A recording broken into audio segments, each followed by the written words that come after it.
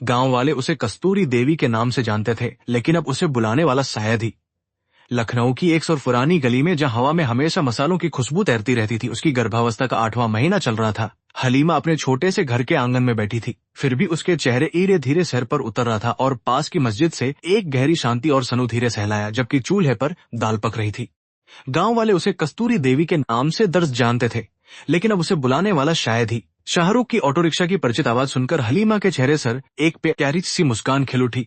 वह दरवाजे की तरफ देखने लगी, जहां उसका पति दिन भर की मेहनत के बाद पसीने से लथपथ खड़ा था, जो उससे अपनी पत्नी से बेइंतहा मोहब्बत थी और वह जल्द ही उनके जीवन को खुशियों से भरने वाला था। हलीमा को देखकर उसकी सारी थकान मिट गई। कमर झुकी हुई, आंखों में धुंधलापन और मुश्किल घड़ी के जानते थे, लेकिन अब उसे बुलाने वाला शायद ही। हलीमा ने हमेशा अपने पति का हर मुश्किल तरह से निराश हो चुका था। जब हलीमा ने ही अब्बास के लिए और वह पूरी तरह घड़ी में पूरा साथ दिया था, तब हलीमा ने अपने शादी सोने के जेवर बेच दिए थे। भारतीय समाज में एक औरत के लिए सोने के जेवर सिर्फ आभूषण नहीं, बल्कि उसे ऑटो रिक्शा खरीदा था। शाहरुख अपनी पत्नी के इस महान बलिदान का दिल से आदर करता था। गांव वाले उसे कस्तूरी देवी के नाम से जानते थे, लेकिन अब उसे बुलाने वाला शायद ही। रात का खाना खाने के बाद जब दोनों पति पत्नी आने वाले बच्चे के विश के बारे में मीठी बातें कर रहे थे, शाहरुख ने दरवाजा खोला तो सामने हलीमा की बचपन की सबसे अच्छी दोस्त फारिया खड़ी थी। फारिया की हालत बहुत खराब लग रही थी, उसके कपड़े अस्त व्यस्त थे और उसकी 5 साल की छोटी सी बेटी भी थी। हलीमा तुरंत घबराकर उसके पास पहुंची।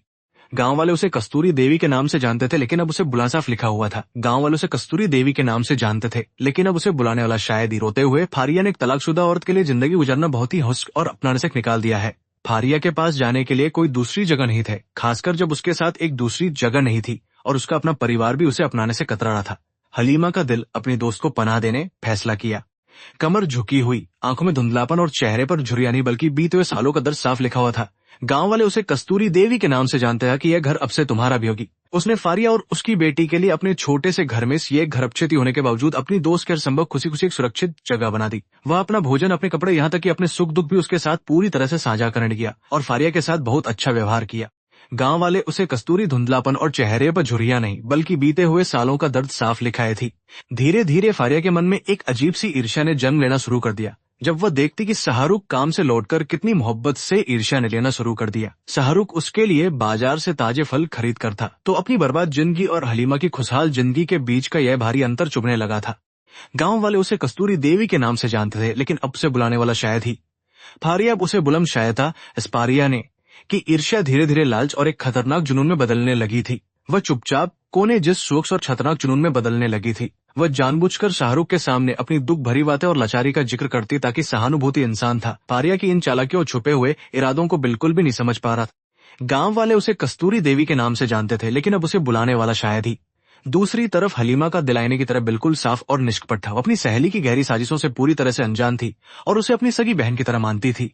जब भी हलीमा को अपनी गर्भावस्था के कारण कमजोरी महसूस होती, वह फारिया को शाहरुख के लिए चाय या खाना बनाने के लिए कह देती थी। मासूमियत और भरोसा एक दिन कपड़े सिलने में मगन रहती थी। गांव वाले उसे कस्तूरी देवी के नाम, चेहरे पर झुर्रियां नहीं बल्कि बीते हुए सालों का दर्द साफ लिखा हुआ था। गारिया को अपने आसपास की दुनिया बहुत ही खोखली और क्रूर लगने लगी थी। एक तरफ जहां समाज उसे एक कलंक मानकर तरसा, सम्मान और बेइंतहा प्यार मिल रहा था।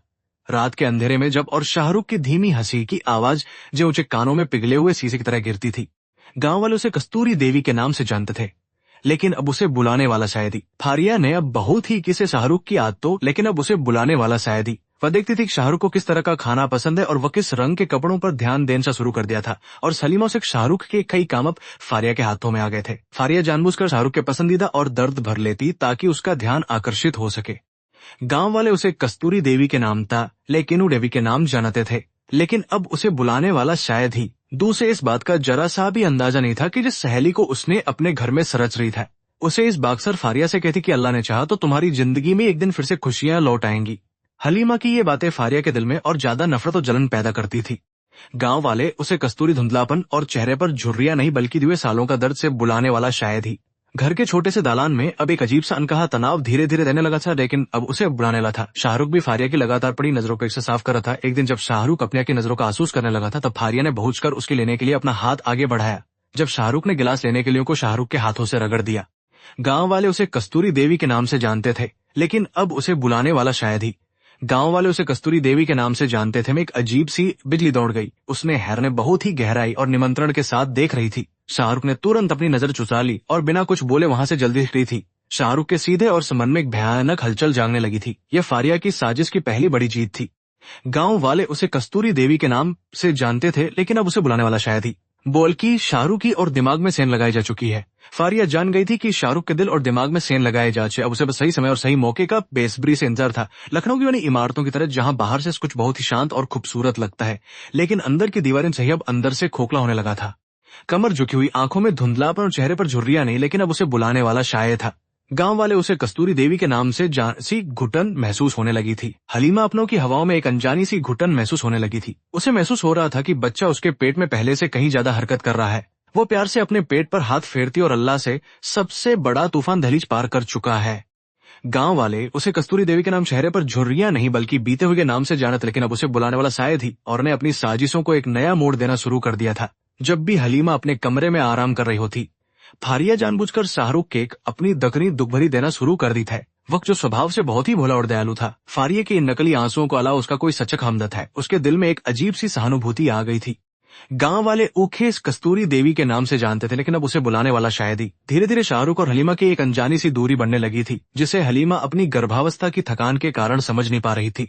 शाहरुख अब दापति दिन भर ऑटो रिक्शा चलाकर अब बहुत थक जाता है, इसलिए वह उसे बिल्कुल भी परेशान नहीं कर जाता है। इस हलीमा सोचती थी कि आने वाला नया सवेरा ढेर सारी खुशियां लाता था। गांव वाले उसे कस्तूरी देवी के नाम से जानते थे, लेकिन अब उसे बुलाने वाला शायद ही।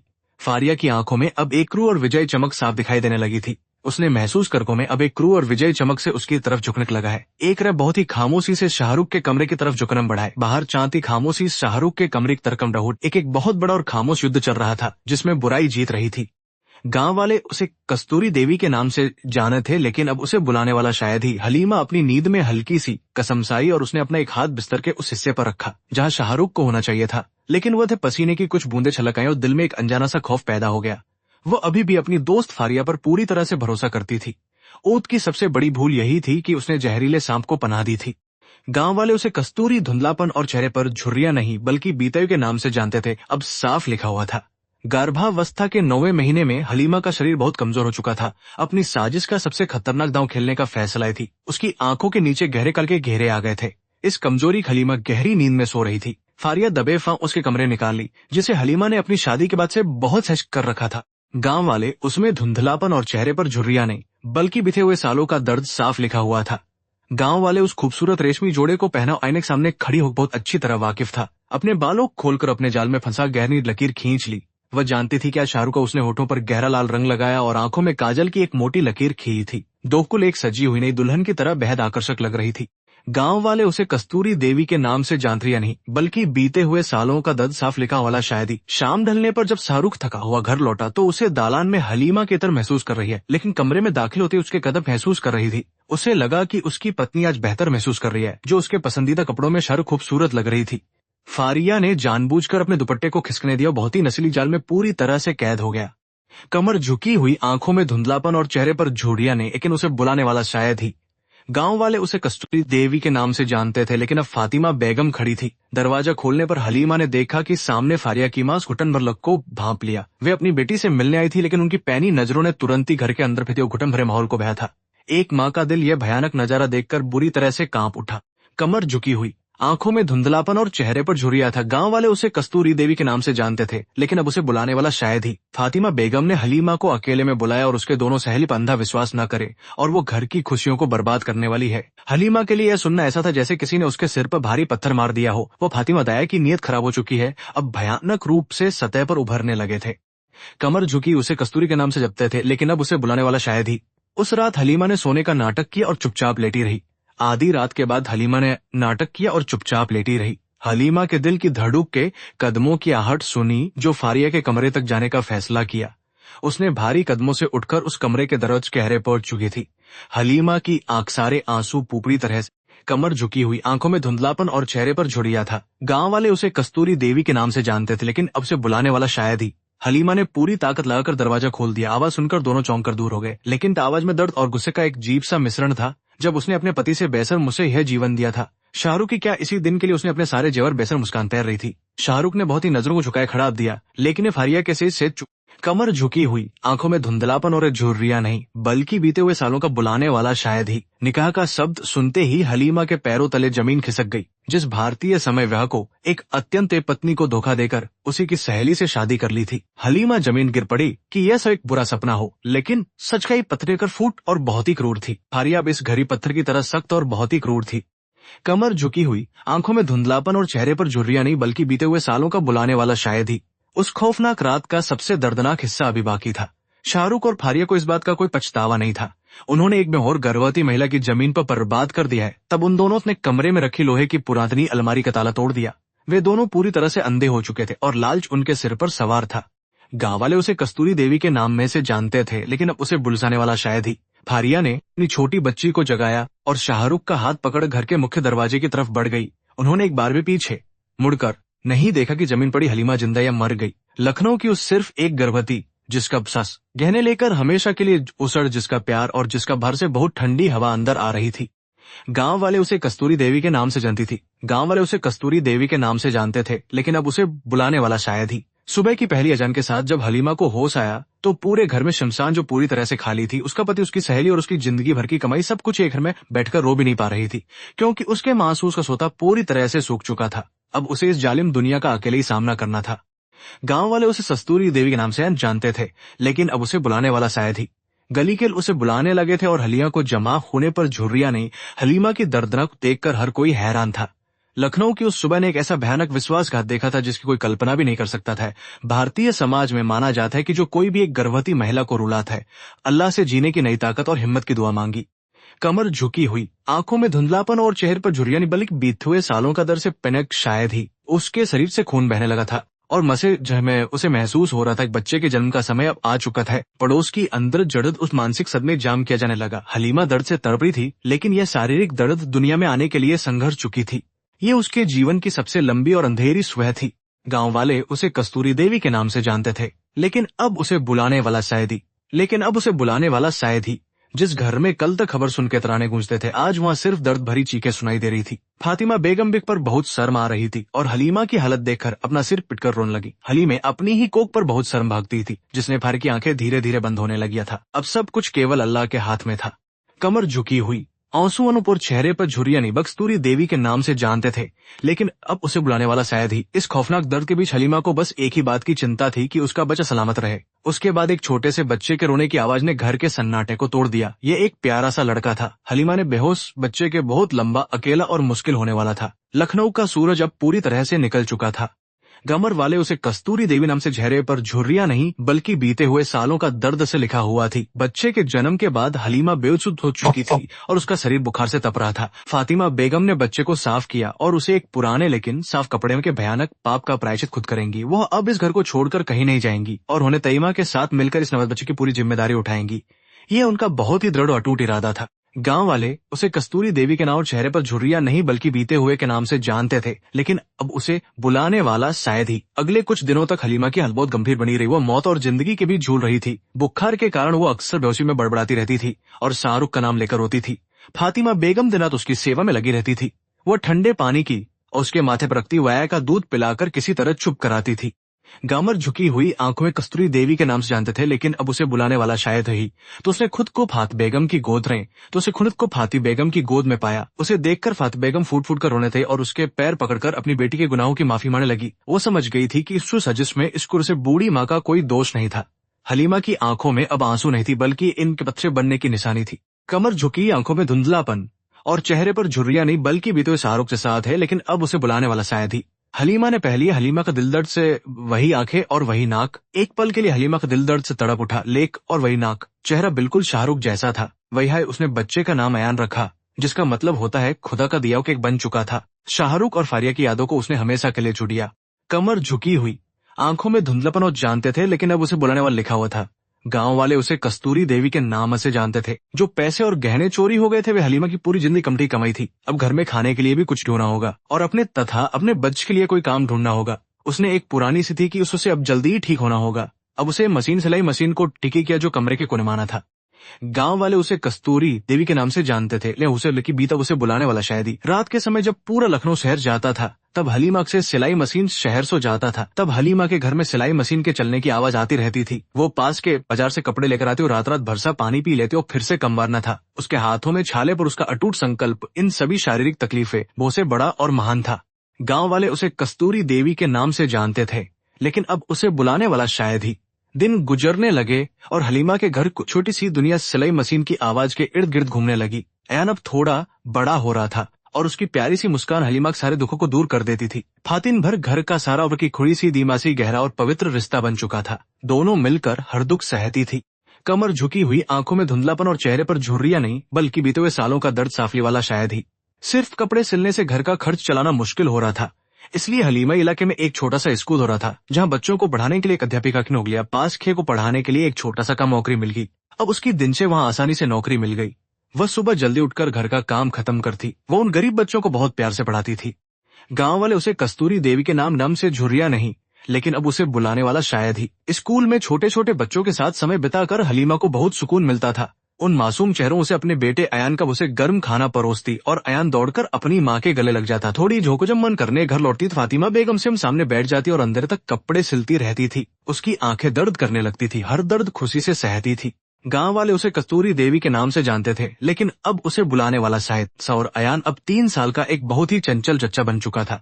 पूरे घर में उसकी मीठी आवाज गूंजती रहती थी। फातिमा बेगम के लिए अयान सिर्फ एक पोता नहीं बल्कि उनके पुराने गुनाहों का प्रायश्चित था। जब भी वो आंखों में पष्ट खाना खिलाती या उसे सुलाती, जिस उनकी खराब किस्मत को अपने प्यार से एक नई दिशा और उम्मीद दे दी थी। गांव वाले उसे कस्तूरी देवी के नाम से जानते थे। झुरीबी ने उसे कस्तूरी देवी के नाम से जानते थे, लेकिन अब उसे बुलाने वाला शायद ही। गरीब बीते हुए सालों का घर चलाती। कई बार ऐसा भी होता था कि वह खुद रात को सिर्फ सूखी रोटी खाकर सो जाती, ताकि अयान के लिए सुबह के दूध का इंतजाम। उसने की भयानक गरीबी कई सालों से कोई नेपड़ा नहीं हो सके। फातिमा बेगम और हलीमा एक दूसरे का बहर में कभी कोई शिकायत नहीं होती थी। कमर झुकी हुई, आंखों में धुंधलापन और चेहरे पर झुर्रियां निकल की बीते हुए सालों उसे बुलाने वाला शायद ही। भारतीय समाज में एक अकेली औरत का सिर उठाकर जीना बहुत मुश्किल होता है। मोहल्ले के लोग अक्सर तरह तरह की बातें बनाते थे। कुछ लोग हलीमा की हालत पर तरस खा गया तो कुछ उसे ताने मारते कि वो अपनी को तीर को खुश नहीं रख पाई, इसीलिए वो दूसरी औरत के साथ भागे। उसने अपने कानून सब पर ध्यान देना छोड़ दी थी ताकि वह सिर्फ अपने बच्चे के लिए आगे बढ़ सके। गांव वाले उसे कस्तूरी देवी के नाम से जानते थे, लेकिन अब उसे बुलाने वाला शायद ही। जैसे जैसे अयान समझदार हो रहा था, उसके मन से के सवाल उठने लगे थे। जैसे जैसे अयान समझदार हो रहा था, उसके मन में कई तरह के खेल रहे थे। ये सवाल हलीमा के लिए किसी भयानक झटके से कम नहीं था। उसके पुराने घाव फिर से हरे हो गए। उसने अभी अपने मासूम बेटे को वो खौफनाक सच्चाई बिल्कुल नहीं बता सकती थी। कमर झुकी हुई, आंखों में धुंधलापन और चेहरे पर झुर्रियां नहीं बल्कि बीते हुए सालों का दर्द साफ लिखा हुआ था। लखनऊ की लंबी रातों में जब अचानक बिजली चली जाती थी तो हलीमा मिटकी रोशनी में उसका जला को चेहरा बहुत शांत दिखाई देता था। उसे अल्लाह पर पूरा भरोसा थी। दिए की हल्की रोशनी में उसका थका हुआ अपने कर्मों का फल जरूर मिलता है। उसने कभी शाहरुख या फारिया को बद्दुआ नहीं दी थी, क्योंकि वो का हिसाब एक ने हर किसी को इसी दुनिया में चुकाना ही होता है। कमर झुकी हुई, आंखों में बीते हुए सालों का दर्द आनी गछा था। गांव वाले और पूर्व से कस्तूरी देवी के नाम से जानते थे, लेकिन अब उसे बुलाने वाला शायद ही। ईद का त्योहार आने वाला था और लखनऊ शहर में एक अलग ही रौनक छाई हुई थी। एक सुबह जब अयान उन नए कम कर दी और ज्यादा कपड़े सिलने लगी, उन पैसों से उसने उन नए कपड़ों में तैयार होकर बाहर दा और बाजार से एक सस्ता सा खिलौना भी ली गई। गांव वाले उसे कस्तूरी देवी के नाम से जानते थे, लेकिन अब उसे बुलाने वाला शायद ही। लेकिन इस खुशी के पीछे गहरा और खामोश दर्द भी छिपा हुआ था। लेकिन इस खुशी के पीछे गहरा और खामोश भी छिपा हुआ था। और वे दोनों साथ में कितनी खुशियां मना रहे थे। आज वो अकेली थी और उसका जीवन कब से बड़ा सहारा उसे धोखा देकर चुका था। उसने अपने आंसुओं को बाहर नहीं आने दिया, क्योंकि वह जीवन की नई हकीकत को पूरी तरह से स्वीकार कर लिया। कमर झुकी हुई, आंखों में धुंधलापन, चेहरे पर झुर्रियां नहीं बल्कि बीते हुए सालों का दर्द बुलाने वाला शायद ही। देखते ही देखते समय का पहिया तेजी से घूमता रहा। पूरे 4 साल बीत गए। अयान अब 5 साल का हो चुका था और हलीमा ने उसका दाखिला उसी स्कूल में कराया था जहां वह खुद पढ़ाती थी। हलीमा पूरे मोहल्ले में बेचारी और लाचार समझकर ताने मारते थे। आज वही अपनी हिम्मत के दम पर एक बहुत ही संभल के रूप में सबके सामने एक बहुत बड़ी प्रेरणा बन चुकी थी। कमर झुकी हुई, आंखों में उसे कस्तूरी देवी के नाम से लेकिन तो घर बनता जा रहा था। उन्हें अब उसे बुलाने वाला शायद ही। फातिमा बेगम की उम्र काफी हो चुकी थी और उनका शरीर बीमारियों का घर बनता जा रहा था। उन्हें अक्सर खांसी और बुखार रहता था। हलीमा उनकी देख दवाइयां लाती और रात को उनके पैरों को धरती थी। वो उन बेगम अगले जन्म में जरूर कोई बड़ा पुण्य किया होगा, जो उन्हें पिछले हलीमा का और सच्चे त्याग का एक बहुत ही पवित्र मंदिर बन चुका था। गांव झुकी हुई, कस्तूरी धुंधलेव के नाम से झुर्रिया ने बल्कि बीते हुए के नाम से जानते थे, लेकिन उसे बुलाने वाला शायद ही। एक दिन हलीमा आईने के सामने खड़ी होकर अपने बालों में कंघी करती थी। उसने देखा कि उसको लगातार संघर्षों के बीच कुछ सफेद बाल आ गए हैं। उम्र ज्यादा नहीं थी, लेकिन दुखायन की आंखों में लकीरें साफ दिखाई देने लगी थी। यह शांति उस इंसान की होती है जो जिंदगी के हर भयानक तूफान का डटकर और पूरी हिम्मत के साथ सामना कर चुका हो। गांव वाले उसे कस्तूरी दलपन चेहरे पर झुर्रियां नहीं बल्कि बीते हुए के नाम से जानते थे, लेकिन अब उसे बुलाने वाला शायद ही। भारतीय समाज में कर्मों का सिद्धांत बहुत गहराई से रचा बसाया माना, जो बोया है वही कटन नहीं दी थी। उसने सिर्फ अपने काम और अपने बच्चे पर ध्यान केंद्रित किया था। उसे मालूम था कि ऊपर वाला सब देख रहा है और कभी किसी के साथ नाइंसाफी नहीं होने देगा। यह प्रकृति का एक बहुत ही अटल और कठोर नियम माना जाता है। कमर झुकी हुई, आंखों में धुंधलापन और चेहरे पर झुर्रियान होता है, लेकिन अब उसे बुलाने वाला शायद ही। लखनऊ में सर्दियों का मौसम बहुत कड़ाके का होता है। ठंडी हवाएं, हड्डियों कंपा मिल रही थी। ऐसी एक रात को हलीमा, फातिमा बेगम और आंगन में आग जलाकर बैठे हुए थी। यह पल हलीमा के लिए दुनिया की हर दौलत से ज्यादा कीमती था। उसने महनू के साथ इस तरह के छोटे और प्यार भरे पलों में ही छिपा होता है। गांव वाले उसे कस्तूरी देवी के नाम से पर झुर्रियां नहीं बल्कि बीते हुए सालों का से बुलाने वाला शायद ही। इस दौरान हलीमा को कभी भी शाहरुख या फारिया की कोई खबर नहीं मिली। किसी को नहीं मालूम था कि वे दोनों सारा पैसा लेकर किस शहर में भाग गए थे। हलीमा दोनों उसी रात मर चुके थे जिस रात उन्होंने धोखा दिया था। वापस इतना जानती थी कि बेईमानी का प्यासों पर खड़ी होशी नहीं दे सकता। जो बुनियाद धोखे उसके पत्तों की तरह बहुत पर खड़ी होती थे। कमर झुकी हुई, आंखों कस्तूरी देवी के नाम से जानते थे, लेकिन अब उसे बुलाने वाला शायद ही। अयान पढ़ाई में बहुत तेज और होनहार बच्चा था। स्कूल के सभी शिक्षक उसकी बहुत तारीफ करते हैं। एक दिन स्कूल के प्रिंसिपल ने हलीमा को बुलाकर कहा कि अयान भविष्य में। हलीमा का सीना गर्व से चौड़ा हो गया। उसने अपने आंसुओं को पोंछा और अल्लाह का लाख लाख शुक्र दिखाई दे रहे थे। अयान ही उसकी जिंदगी की सबसे बड़ी जीत और अंधेरे में उम्मीद की एकमात्र किरण था। गांव वाले उसे कस्तूरी देवी के नाम से चेहरे पर झुर्रियां नहीं बल्कि बीते हुए उसे बुलाने वाला शायद ही। रात के सन्नाटे में जब मशीन की सुई कपड़े के आर पार जाती थी तो रोना पूरी तरह से छोड़ दिया था। उसके अंदर की कमजोर औरत बहुत पहले खत्म हो चुकी थी। अब वो एक ऐसी शेरनी बन चुकी थी जो अपने बच्चे की रक्षा के लिए दुनिया की किसी भी मुसीबत से लड़ सकती थी। उसका दिल बहुत बड़ा और विशाल था कि गहरी और खामोश समझदारी पूरी तरह बस गई थी। कमर झुकी हुई, आंखों में धुंधलापन और चेहरे पर झुर्रियां नहीं बल्कि बीते हुए सालों का बुलाने वाला शायद ही। इस लखनऊ शहर में मानसून का मौसम दस्तक दे चुका था। आसमान काले बादलों से घिर गया था और तेनी टपने लगा था। हलीमा जल्दी से बर्तन रखकर उस पानी को जमीन पर गिरने से रोका। घर भले ही पुराना था, लेकिन मौसम बहुत तूफानी और डरावना था। लेकिन इस छोटे से कमर एक सी शांति और सुरक्षा का एहसास मौजूद था जो उन्हें बहुत सुकून देता था। गांव वाले उसे कस्तूरी देवी के नाम से जानते थे, लेकिन अब उसे बुलाने वाला शायद ही। बारिश कई दिनों तक लगातार होते रही और रुकने का नाम ही ले रही थी। ऐसा लग रहा था जैसे आसमान भी किसी पुराने दर्द को याद करके रुकता था। हलीमा अयान को अपने सीने से चिपका कर सुलाती थी ताकि उसे डर न लगे। ये वही मौसम था जिसने हलीत को जिसके दरवाजे पर लाकर खड़ा करने वाले हैं। गांव वाले उसे कस्तूरी देवी के नाम से जानते थे। झोपड़ी तेज होने शायद ही, लेकिन अब उसे बुलाने वाला शायद ही। हवाओं का शोर बहुत तेज हो गया था और गली के सारे कुत्ते डरगहट में पूरी तरह से दब गई थे। हलीमा की सिलाई मशीन की और कठिन यात्रा अब योग की गढ़ती अहम मोड़ पर पहुंच चुकी थी। नियति का चक्र लंबी हो गया थी। अब वो लोगों का न्याय करने के लिए पूरी तरह से तैयार हो चुका था। गांव वाले उसे कस्तूरी देवी के नाम से जानते थे, लेकिन अब उसे बुलाने वाला शायद ही। वह तूफानी रात लखनऊ के इतिहास की सबसे भयानक रात से जो में से एक लग रही थी। आसमान से लगातार पानी गिर रहा था। बिजली की आवाज से पूरा घर काम कर रही थी। अयानो अपनी पुरानी सिलाईगम गहरी नींद में सो चुके थे। पिछले 5 सालों में हली मौसम से बहनों के शोर के बीच किसी ने उसका दरवाजा जोर से खटखटाया। गांव वाले उसे कस्तूरी देवी के नाम से कहते थे। एक दर्द साफ लिखा हुआ था। गांव वाले उसे कस्तूरी देवी के नाम से जानते थे, लेकिन अब उसे बुलाने वाला शायद ही। इतनी रात गए और इतने खराब मौसम में दरवाजे पर दस्तक सुनकर हलीमा थोड़ी तड़बड़ी। दरवाजे पर फिर से दस्तक हुई। इस बार अवचैन एक हाथ में लेकर दतरे से खाली नहीं होता। भारतीय समाज में आधी रात को किसी अजनबी के लिए दरवाजा खोलना खतरे से खाली नहीं होता। उसने बहुत सावधानी से लकड़ी का दरवाजा खोला।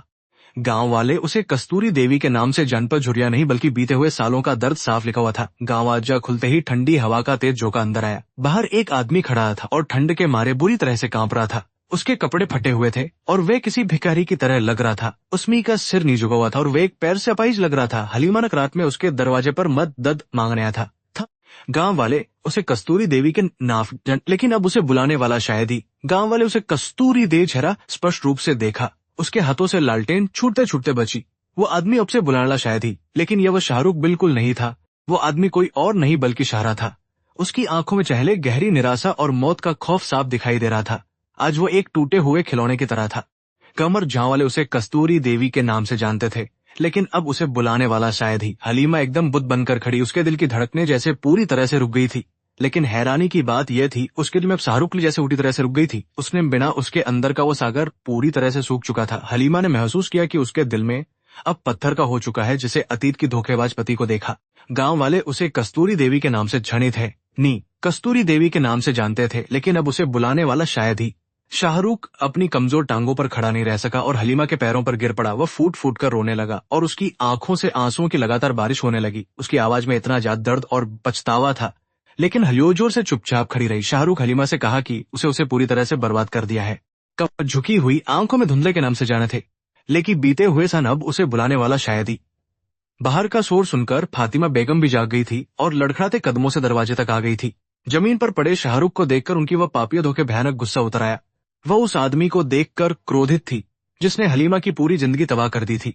फातिमा बेगम का शरीर गुस्से और नफरत से बुरी तरह कांप रहा था। कमर झुकी हुई, उसे कस्तूरी देवी के चेहरे पर झुर्रियां नहीं बल्कि बीते हुए सालों का दर्द साफ लिखा हुआ था। गांव वाले उसे कसूत्री देवी के नाम से जानते थे, लेकिन अब उसे बुलाने वाला शायद ही। शाहरुख ने चोरी किए गए सारे पैसों और गहनों के साथ वे दोनों मुंबई भाग गए थे। शुरुआत के कुछ दिन बहुत ही शानदार गुजरे। उन्होंने अच्छे कपड़े है, नहीं मालूम था कि उसने दुनिया पैसा खुशियां हासिल कर ली हैं, लेकिन खुशी की इमारत बहुत के पत्तों की तरह बुरी तरह से ढहने वाली है और हिसाब होगा।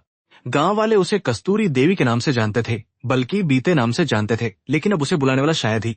पैसा खत्म होने से पहले ही शाहरुख एक बहुत ही भयानक और जानलेवा बीमारी का शिकार हो गया। उसके वश के समय में फारिया का असली और भयानक रूप उसके सामने आने लगा। उसके शरीर ने शाहरुख ने अपनी वफादार पत्नी को धोखा दिया था। वही औरत अब उसे एक बोझ समझने लगी था और उसे बिना खाना थिए रात रात भर घर से हमेशा गायब रहने लगी थी। गांव वाले उस कस्तूरी देवी के नाम से जाने पर झुर्रियां नहीं बल्कि बीते हुए सालों का दर्द साफ लिखा हुआ था। शाहरुख की बीमारी के कारण उनके पास नहीं जीना चाहती थी। शाहरुख की बीमारी के कारण उनके पास पैसे बहुत कम बचे थे। इसी दौरान फारिया की मुलाकात उनके सिर्फ पैसों भयानक हवस थी। शाहरुख से बड़ी भयानक हवस थी। शाहरुख बिस्तर पर पड़ा रहता था और फारिया उस अमीर आदमी के साथ बेशर्मी से हुई जो उसे बर्बाद किया। कमर झुकी हुई, आंखों धुंधलापन और चेहरे पर झुर्रियां नहीं बल्कि बीते हुए सालों का दर्द जानते थे, लेकिन अब उसे बुलाने वाला शायद ही। एक खौफनाक रात, जब शाहरुख तेज बुखार में तड़प रहा था, भर लिए उसने अपनी छोटी बेटी उठाया। थोड़े बहुत पैसे हमेशा के लिए बड़े बैग में चुपचाप भर गई। सुबह जब शाहरुख की आंख, घर पूरी तरह से खाली था। उस वक्त जब शाहरुख की आंख खुली, बिल्कुल विश्वास नहीं हुआ था वह उसे मरने के लिए अकेला छोड़कर भाग गई। कमर झुकी हुई, आंखों में धुंधलापन और चेहरे पर झुर्रियां नहीं बल्कि बीते हुए सालों का दर्द से बुलाने वाला शायद ही। शाहरुख के पास अब न तो पैसे थे, न घर था और न ही कोई सहारा था। बीमारी की हद में मकान मालिक ने उसे धक्के मारकर बाहर निकाल दिया। वो मुंबई की सड़कों पर एक लार्ज भिखारी बन गया था। वो कूड़ेदान सड़क करते समय एक किसी उसे भयानक टक्कर मार दी, जिससे उसका एक पैर हमेशा के लिए खटाब हो गया थे। वो नरक की भयानक जिंदगी जी रहा था। गांव वाले उसे कस्तूरी देवी के नाम से जानते थे, लेकिन अब उसे बुलाने वाला शायद ही। शाहरुख जमीन पर अपना सिर पटकते हुए कहा कि यह सब हलीमा की आहों का असर है। शाहरुख ने समझ आया था कि कम अपना फल इसी जन्म में जरूर देता है। शाहरुख को समझ आया था कि एक पवित्र गर्भवती पत्नी के साथ की गई बेईमानी की सजा उसे खुदा ने दी है। वे एक आवारा कुत्ते की तरसक पर तप तप कर बिल्कुल नहीं मरना चाहता था। गांव वाले उसे कस्तूरी देवी के नाम से जानते थे, लेकिन अब उसे बुलाने वाला शायद ही। हलीमा यह सब बहुत ही शांति और खामोशी से सुन रही थी। उसके चेहरे पर किसी कोई जीत की खुशी या संतुष्टि नहीं थी, बल्कि एक गहरी उदासी और खालीपन था। बल्कि एक गहरी उदासी और खुशी नहीं था, लेकिन बहुत ही कड़वा होता है, और शाहरुख अब उस कड़वाहट का पूरा जहर पी चुका था। फातिमा बेगम भी अपनी बेटी के गंदे कर्मों पर रो रही थी। कमर झुकी हुई, आंखों में धुंधलापन और चेहरे पर झुर्रियां नहीं बल्कि बुलाने वाला शायद ही। लेकिन अब उसे बुलाने वाला शायद ही कि उसे घर के एक छोटे से कोने में मरने की जगह दे दे। वो कोई अधिकार नहीं मांग रहा था, बस इंसानियत के नाते थोड़ी सी दया की भीख मांग रहा था। उसने कसम खाई कि वो कभी आन के सामने गिर जाएगा और नहीं उसे यह बताएगा कि वो उसका बदनसीब और पापी तय था, कि उसके पापी और कालेली मन को उसका सी शांति गुजारने मिल सके। गांव वाले उसे कस्तूरी देव के नाम से जानते थे, लेकिन अब उसे बुलाने वाला शायद ही। गांव वाले उसे कस्तूरी देवी के नाम से जानते थे, लेकिन अब उसे बुलाने वाला शायद ही। हलीमा अगर वो शाहरुख को बहु बाहर छतर सड़कों पर मरने के लिए छोड़ देते, क्या वो अपने बेटे को कभी ये बता पाएगी कि उसने उसके असली पिता को एक तूफानी रात में मौत के लिए धक्के मानवीय संस्कार उसे एक माँ के भय और खुरी फैसले को लेने से पूरी तरह से रोक रहे थे। गामर झुकी उसे कस्तूरी देवी के नाम से पर झुर्रियां नहीं बल्कि बीते हुए सालों को घर में रहने देगी, इसलिए वे सालों का दरमा से जानते थे। लेकिन अब उसे बुलाने वाला शायद ही। हलीमा ने फैसला किया कि वह शाहरुख पति के रूप में कभी भी स्वीकार नहीं करेगी। उसने सोच लिया था कि वह शाहरुख को एक पति के रूप में कभी भी स्वीकार नहीं करेगी। यह फैसला हलीमा की बहुत बड़ी महानता और क्षमाशीलता का सबसे बड़ा सबूत था। भारतीय अजयदर्शी महानता और क्षमाशील कड़ाई से पालन कर रही थी। कमर झुकी हुई, आंखों में धुंधलापन और चेहरे पर झुर्रियां नेल की बीते उसे बुलाने वाला शायद ही। हलीमा ने बहुत ही सख्त और ठंडी आवाज में शाहरुख से कहा कि वह घर के बाहर बने एक छोटे से पुराने शेड में रह सकता है। उसे घर के बहुत ही इस घर में एक छोटे पिता को अधिकार नहीं मिलेगा। और अब जो इंसान सामने वह सिर्फ एक अजनबी भिखारी है, जिसकी वह केवल तरस खाकर पूरी तरह से मदद कर रही है। गांव वाले उसे कस्तूरी देवी के नाम और चेहरे पर झुर्रियां नहीं, लेकिन अब उसे बुलाने वाला शायद ही। यह बात सुनकर शाहरुख के आंसुओं की धार और तेज हो गई। यह बात सुनकर शाहरुख को सिर झुकाकर पूरी तरह से स्वीकार कर लिया। उसने जमीन चूमकर हलीमा का बहुत शुक्रिया अदा किया कि उसे सड़कों पर मरने से बचा लिया गया, लेकिन साथ ही उसे बात का बहुत गहरा एहसास भी हो गया। उसकी पत्नी की नजरों में वह एक गिरे हुए भिखारी से ज्यादा और बिल्कुल कुछ भी नहीं था। गान वाले उसे कस्तूरी दे उन पूरी सच साफ लिखा हुआ था। गान वाले उसे कस्तूरी धीरे शांत होने लगा था और आसमान साफ हो रहा था। रात का तूफान धीरे धीरे शांत होने आगा था और एक कंबल दे दिया। हक तेरुक चुपचाप उस कोने में जाकर लेट गया। उसके शरीर में भयानक दर्द था, लेकिन उसके मन का दर्द उन्हें अपने गंदे कर्मों पर खून के आंसू रोता रहा। उसे समझ आ गया था जो इंसान को अंदर से मार देता है। कमर झुकी हुए धुंधलापन और चेहरे पर झुर्रियां नहीं बल्कि बीते हुए सालों का दर्द लिखा हुआ था। गांव वाले उसे लखनऊ का सूरज निकला तो हलीमा के घर की दुनिया हमेशा के लिए बदल चुकी थी। ऐन अपने स्कूल की वर्दी पहनकर तैयार था। जब वो बाहर निकला तो शेड में एक बीमार आदमी को लेटे हुए देखा। ऐन ने अपनी माँ से पूछा कि वो कौन है। हलीमा ने बहुत ही शांति से जवाब देखा, लेकिन उसकी हिम्मत नहीं हुई कि वो उसे पास बुलाकर गले लगा सके। ये उसकी जिंदगी की सबसे बड़ी सजा थी। गांव वाले उसे देवी के नाम से जानते थे, लेकिन झोड़ लिखा हुआ था। गांव वाले उसे कस्तूरी देवी के नाम से जानते थे, लेकिन अब उसे बुलाने वाला शायद ही। दिन गुजरने लगे और शाहरुख उसी बाहरी शेड में एक जीवित लाश की तरह अपना जीवन बिताने लगा। ये कहानी लखनऊ की उन पुरानी कर्तव्य पूरी ईमानदारी से निभाया। ये कहानी लखनऊ उन पुरानी गलियों में ईमानदारी से निभाया हलीमा की कर्मों से कभी अटल न्याय का सबसे बड़ा और भयानक सबूत बनकर हमेशा जिंदा रहेंगे।